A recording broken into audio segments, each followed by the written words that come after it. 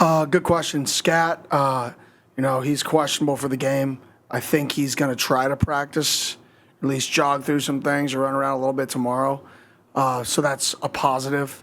He was trying to get me to put him in, the game at the middle of the third quarter. Like, let me go get suited up. I'm like, no, no, you're not going to go get suited up. Like, not happening. But, so we'll see what it looks like this week. But it's going to be the same situation. How even though if he's cleared, I want to make sure that we're going to get the best version of Cam if he goes out there and he feels good about himself. Then in terms of the injuries, one, I just think we're a deeper football team and deeper, more talented football team. Like I said last year, like you don't fall on each other as much, which means you're on your feet more, which means there's less injuries in practice. There's less injuries on game days because you're not tripping over each other. And, usually more athletic people don't, not one individual, but as a unit, right, when there's less people on the ground, you don't get injured as much. So it's a simple thing. And then when you get injured like we did last year, when it rains, it pours. So now you have more people on the ground. So now more people are getting injured. So it doesn't solve itself. I do think the changes we've made, I don't know if they've worked, but we're going to keep doing them because it's obviously better. But to say I know that, like, it's the thing we took and tweaked was the difference, I couldn't tell you. But there obviously is a direct correlation because, the team we stole it from had a big change, and now we're having a big change. So hopefully we can continue on that. One more question. What about Kyle Scott's status? He seemed close, maybe? Yeah, he'll be good this week. He should be good this week. And then Keyshawn's questionable. He's like Scat. He'll try to run around a little bit earlier in the week, and we'll see how it progresses.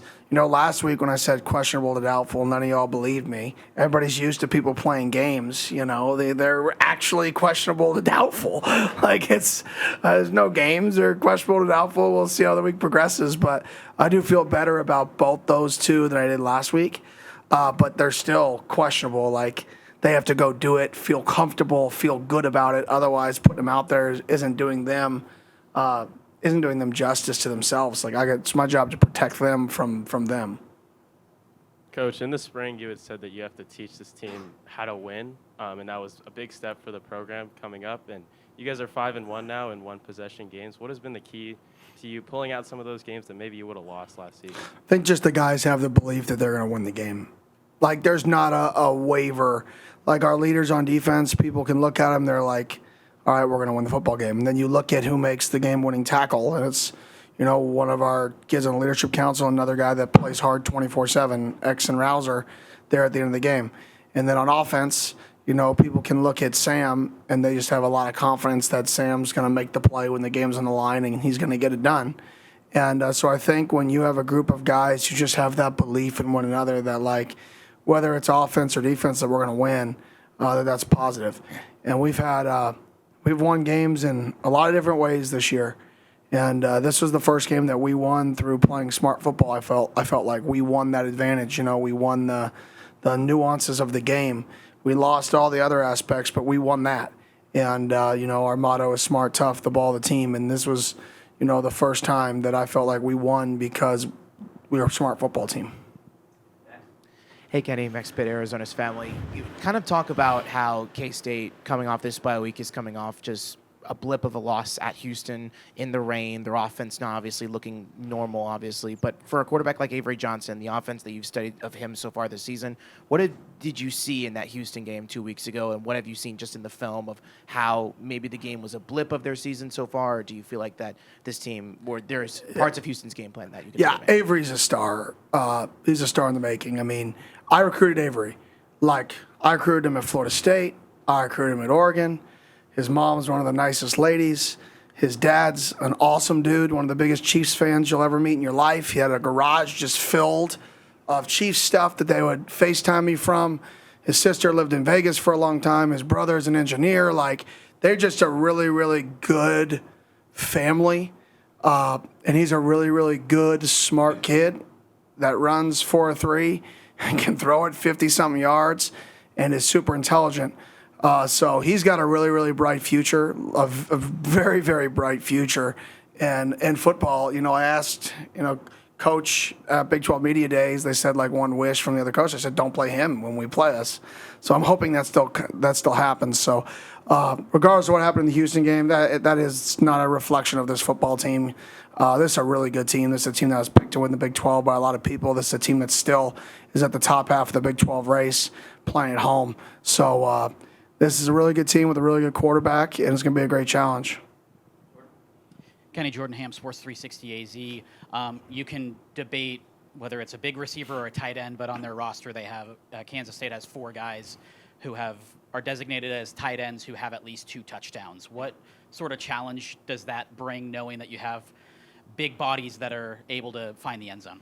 Yeah, their running game is old school, 12 personnel driven, 13 personnel. I mean, they'll get into some 14 personnel. They'll put them all on the field. And when you do that, you create really good play action. And that's how you get people open, is run and play actions. And they do a really good job scheming up play action pass games, specifically in the red area, to get those tight ends open. But it all starts with the premise of they can run the ball. They can have a quarterback that can control the edge with his athleticism, which means now you have to cover people in one-on-ones. Then you have to account for the quarterback pulling the football. You have to get your hats right inside, but you also have to be aware for tight ends leaking in every way, shape, or form they could possibly leak. So they do a really good job as a staff, making you defend the entire football field, even in the red area. Hey, Coach. Mark McClune, Arizona's Family, CBS 5-3 TV. Hey, just going back to maybe like the initial conversation with Sam, getting him in here, and the motivation of the preseason poll in the summer. Vision with Sam, that motivation, how much of that is still kind of fueling this football team at this point in the season? I don't know how much. I mean, I probably talked about the preseason media poll twice, like maybe 3 times all off season. Like, if they didn't see it, like, were they living under a rock? Like, you know what I mean? Like, I don't need to state the obvious. Like, everybody knows we are predicted to suck. How many times am I going to say, guys, we're predicted to suck before they see it that we're predicted to suck? Like, is what it is, right? It was the ability to not care. Like, who cares? Like, yeah, they think of that. Well, there's a reason most of these guys transferred here, just because their last place didn't think they were worth anything anyways. Most of them didn't play at their last school. So they thought we sucked too. Like, that was the nature of our team, was a whole bunch of people with chips on their shoulders. So I never thought that the media poll specifically was that, fuel to the fire. Yeah, but was that we recruited guys that were driven internally to be really, really good, and that wanted to be good internally, and that wanted to push themselves to be better, and wanted to be at a place where they could be themselves. And I think those kids being comfortable here, being able to be themselves here, knowing that they're going to be held to a standard, but we're also going to, get their butt kicked in a video game by the head coach and have that balance. Like, I think that balance of having a lot of fun but working really hard has really put these guys in a position to start believing one another, because the relationships they're building. And I think there's genuine relationships on this football team that'll go beyond this season. Doug Franz Unplugged Podcast. You said multiple times, I think the number was 3 in your presser Saturday, that you thought you didn't quite have the guys prepared, you might have gotten out coached, things like that.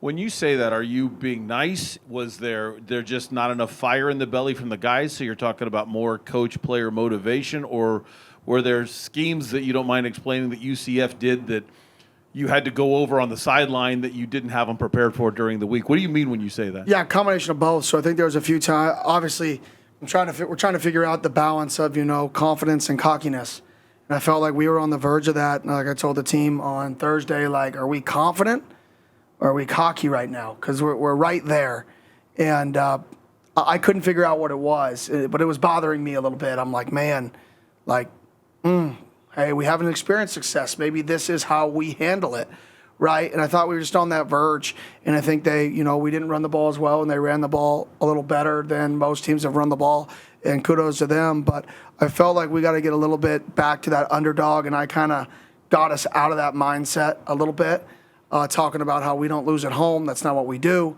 Like, it's home. We're going to win the football game. It doesn't matter what happened. And we did. We did all that. We found a way to win, which is awesome. But I felt like I did a poor job managing that. And then on the field, I think there was a few times that they got us in some zone plays where they got us IDing outside the box and chasing a few ghosts, and we were dead to some linebackers early in the game, and we could have potentially solved that with some formations. And then defensively, I didn't think we did a good enough job teaching our guys certain formations, like 4x1, you're going to get stops or slants. Like, why are we not pushing heavier into slants? And why are we not playing different leverages to take away the third down concepts? So I felt like there were things that I could have done as a head coach better to put our guys in a little bit better situation on the field. And then on top of that, I feel like I could have, changed how we went into the week a little bit better. When you guys brought in Sam as a redshirt freshman, I'm sure part of the appeal was being able to develop him over the 3 or 4 years he might be here. Where do you think he is in that development track compared to where you thought he might be so far? Probably a little ahead, to be honest, but he's right where I felt like he would be. When you have I don't know how long that meeting was on his official, 8 hours, 6 hours, like legitimately, definitely 5, right? But our meeting, like, what you're getting. You're not going to, like, oh, man, that dude doesn't love football. Like, you can't sit in there for 5 hours if you don't love it. So I knew he was going to have a faster process, to develop because of the work ethic. What I didn't know was how quickly he would be able to see the field and his field vision, his ability to take a look, see it, and then spit it back to you and process it mid-game or after the game and remember it, right? And I think that's the part that impresses me right now is he's seeing the field really well for a freshman, and he remembers it, and he can recall this is like that game, or this is like what we talked about 4 weeks ago. His ability to recall the plays from prior learning experiences, I think that's helped his growth because you're not teaching him the same thing over and over and over again. I know if it's not broken, don't fix it. And Jordan Tyson is having an unbelievable stretch here, especially with how he's playing in the fourth quarter. But what do you think is holding back other wide receivers?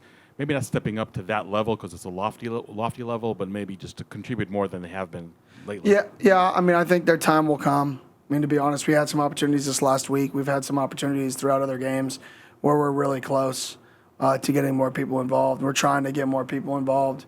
We were really, really close to a big play the other day. There's been a few opportunities with some other guys to have a big play. We're just, not quite there yet, and hopefully maybe this is the week.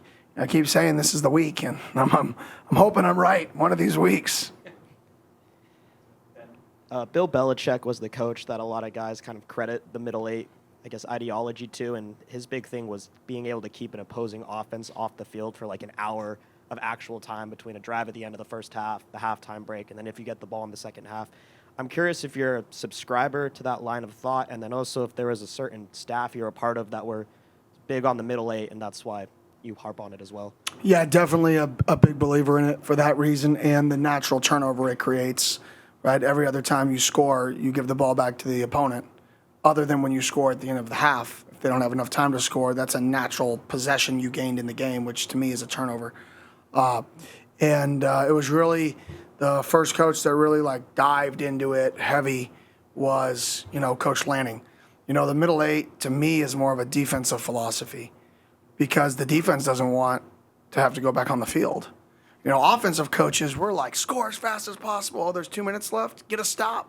We'll score. We'll get a stop. We'll score twice, right? As opposed to the philosophy of it's all about points per possession, which means if we have one possession and they have half of a possession with 30 seconds left, that's more valuable than us having a possession and a half and them having a full possession, right?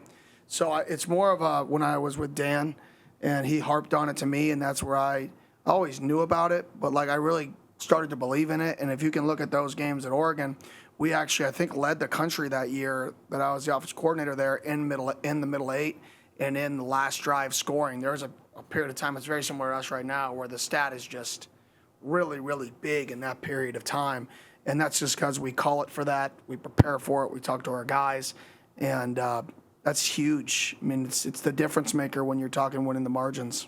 And what goes into plotting out a drive? You got the ball back with 5 minutes left at Oklahoma State before halftime, and then similar thing this week. How do you plot out a drive so you make sure that their offense doesn't get the ball back. With 5 minutes, you're not like, oh, let me not score. Like, you're going to score. You're trying to score, right? That's your mindset. But there becomes a time where you transition that thought throughout a drive. So you just have to be adaptable, I would say. You know, when you get the ball with 3 minutes left, that's one thing. But when you get the ball with the 6 minutes left, you're not changing anything unless the situation then changes on you mid-drive, right? And that's just communication between myself, Coach Arroyo, Sam, in terms of, hey, our thought process is changing here. We're now getting into 4 minute, or we're changing thought process here. And so I think that's just communication, but it doesn't change like our game plans, our calls, or things like that very much. Hey, Coach. Ryan Myers, Devil's Digest. You guys are now 2 games through this, 5-game stretch to end the season, and with 3 huge games coming up to end the rest of the way. How's the team in terms of energy levels and and feeling now with health and stuff like that heading into this last few stretches? Yeah, I mean, I hope they feel good. I mean, we're playing meaningful games in November. So I hope we feel good. I know bodies are obviously starting to, I mean, we're pretty healthy, knock on wood, but, you know, the bangs and bruises and twisted ankles and soreness, that's real. That's football. That's part of week. We had 2 byes. So on top of that, this is week, 12 of the college football season this year. If you include the byes, or 11, I don't know. It's one of those 2. And it's just like guys are going to not feel good. How do you get them to feel the best they can feel come Saturday? And that's my job, is what's the balance of preparing and also getting them to feel the very best they can feel when they take the field Saturday. And there's a really thin line between the 2. And if you do too much of one way, you're not prepared. Too much of the other way, they don't feel good. And you got to be able to move that line based off of your team and the input of your team and the input of your leaders. Kenny, what has Jacob Richkin-Geika brought to this team? Energy, passion, joy, jokes, a lot. Lays, right, pregame. I mean, he's brought a lot. I mean, Jacob and his family they're awesome. Awesome family. Awesome kid. I mean, the energy he brings is contagious. He's what we call, I mean, I'm a multiplier. Like, he multiplies people around him. When he's around, you have to be better. You really don't have a choice. Like, there's not another option, because he's going to be so energetic, so passionate, have so much good energy that you're naturally going to be a better version of yourself when he's next to you. So he's done so much for this team. So happy he's here. Him and his family, they're around a lot. They're supportive, and they're awesome people. Coach, so far this season you faced 2 of the top 3 rushing teams in the Big 12 in Kansas and UCF. The other team in that mix is Kansas State. So I'm curious how those 2 games kind of prepared you for what you might see on the ground against Kansas State. Yeah, you know, Kansas State will be way more the Kansas world than we were the Central Florida world. You know, both those teams are really, really good at running the ball. I mean, it's a great challenge, to be honest. I mean, like I said, this team's picked to win the Big 12 by a lot of people, and they've, for the most part, this season backed it up, other than a few blunders here and there. But we're playing them, the team that's picked to win the league, off of their bye week in their city. Like, there's a lot of great challenges. You know, it's the second time we've had a bye week. We played a bye week, and then we had a short, or the opponent had a bye week, you know, and then we played a Friday game. Now Kansas State has a bye week, and we go to them. So, you know, that's the second time we've had a really challenging team off of a bye week for them, which, you know, hopefully our guys can understand that challenge and go rise to it. Hey, Coach. Jordan Tyson has, had a lot of success these past couple of weeks. I just kind of want to ask, as the emphasis and the play calling to get him the ball kind of changed throughout the course of the season? A little bit, but I think also we're taking what the defense gives us. So, different places on the field, different times in the game. We're just taking what the opponent gives us. If they want to leave one-on-ones, then we have to be able to take those. You know, there was a time in the game where they doubled Jordan, and they almost had a pick six in the first fourth down we had near midfield. They did a really good job scheming that up, to be honest. And so we got to get other guys involved, like we did in Jake 2 weeks ago on the slot fade. Like we had X going before he, tweaked his hammy a few weeks ago. X was getting in a rhythm, and then he tweaked his hammy, and then, dang, haven't found a way to get him back in a rhythm. So hopefully we can get some of these guys back into a rhythm here during these last 3 games, or into a rhythm here these last 3 games to, kind of get a little bit of pressure off of JT. Hey, Coach, what's made Hines Ward so effective as a recruiter? Other than 10,000 yards and 100 touchdowns and a Super Bowl MVP, he's just a really humble person. You would never know the accomplishments he's had in his career. You'd never know it. And that's really his secret sauce. Like, nobody sees him as the first one in the building, almost. I mean, he's in the top 3 every single day. He's top 3 in here. Does he really need to be a top 3 guy in the building? No. That's how he's wired. So what makes him that is he's honest with the dudes because he doesn't need to lie to them. He's done what they want to do, right? And he can be honest with them because they have to naturally respect what he's accomplished. And, he's so humble. He comes like, how should I do this? How should I do that? I go, I can't tell you what to do. Everybody's different. Like, everybody wants these cookie cutter. How do you recruit? You be yourself. Like, I can't be Hines Ward. Hines Ward can't be me. I can't be Coach Arroyo. I can't be Coach Ward, vice versa. The best recruiters are people that are just, in my opinion, real, or people that are really good at faking being real. And that's the hardest part about it. But just got to be yourself. And I think that's the best part about him is he's himself. He's humble. He's accomplished everything that these kids want to accomplish. Why would you not want to go play for that? The comment you made earlier that a player is nice enough to bring lays for everyone. If you were given a lay in week 1 and then the season didn't go the way you wanted, would you keep wearing the lay every week? Oh, I mean, when they gave me the lay, I wear the lay. I go in, I actually put it, I have a miniature Tillman statue in my office, and I have a collection of them around Pat Tillman in my office, right? So I put the lay on Pat Tillman, I go change into my coaching attire, and then go coach a football game. So I have a tradition with it. It's pretty cool. So there's, I think right now I have 5 lays wrapped around Pat Tillman right now in my office on my desk. So it's pretty cool.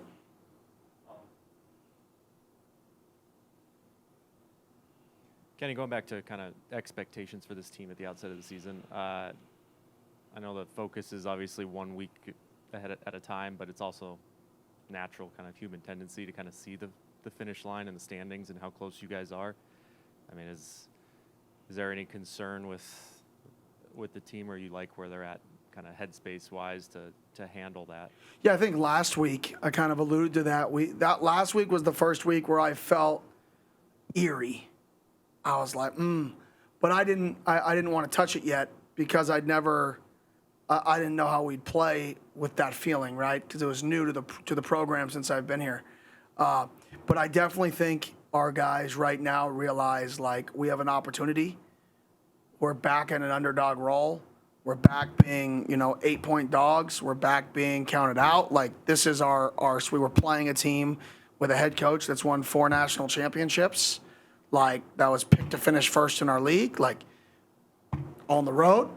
If this isn't a game that's challenging, that off of a bye week, that's stacked against us, then I don't know what is. And if we can't get motivated to play a meaningful game in November, the last game out of the state of Arizona we're going to play this year is this week.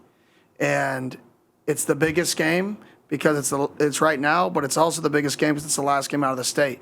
Once after this week, we come back home and we're in the state of Arizona the last 2 weeks. So we got to go do whatever we got to do to play our best football game this week and then come home and stay home. Thanks, Coach. Thank you. Have a great day.